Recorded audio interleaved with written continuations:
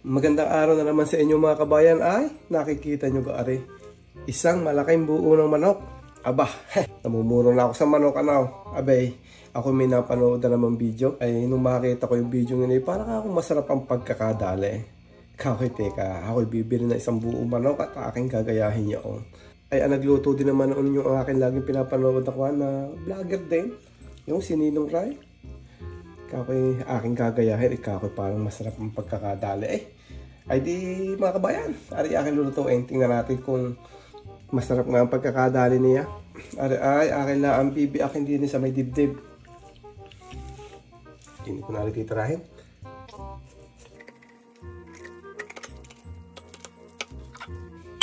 Pagkakalaki nga din laki. Ay di mamaya ang luto na rin papagarnay. At aking pagkasama-samahin na rin mga sangkap na aking ipapahid sa aking manok mamaya. Unahin ko na sa asin. Paminta. Chicken powder. Garlic powder. Lagyan ko na rin ng paprika. Lemon pepper. At aking halo-haloin. At ito ngayon ay aking lalagyan na nitong yellow mustard.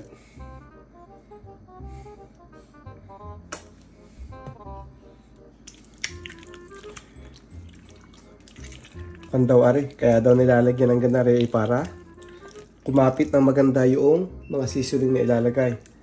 Pero ari may lasa din nga, aring mustard na rin.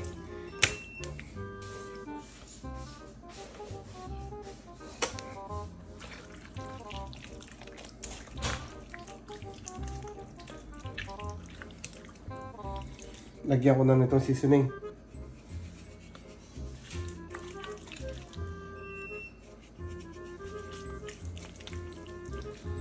Kabilaan.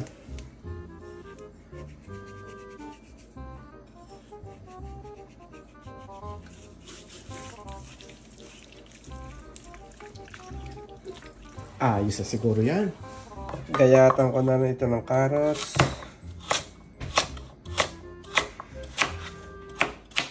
Patatas.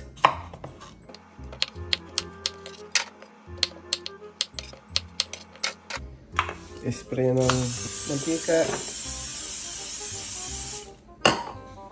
At lagyan ng natirang seasoning.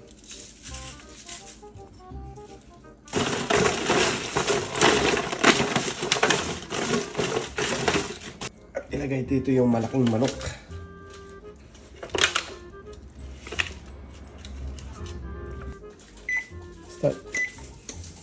At isinit ko na nga laang ari sa 200 degrees Fahrenheit. Ay tansya-tansyahan na lang kung kailan maluluto. Aring laking ari ay niluto ko ng halos 2 oras. Ay kung maliit-liit naman ang inyong luluto na, edi baka naman mabilis-bilis ng kaunti. Tekme na ari!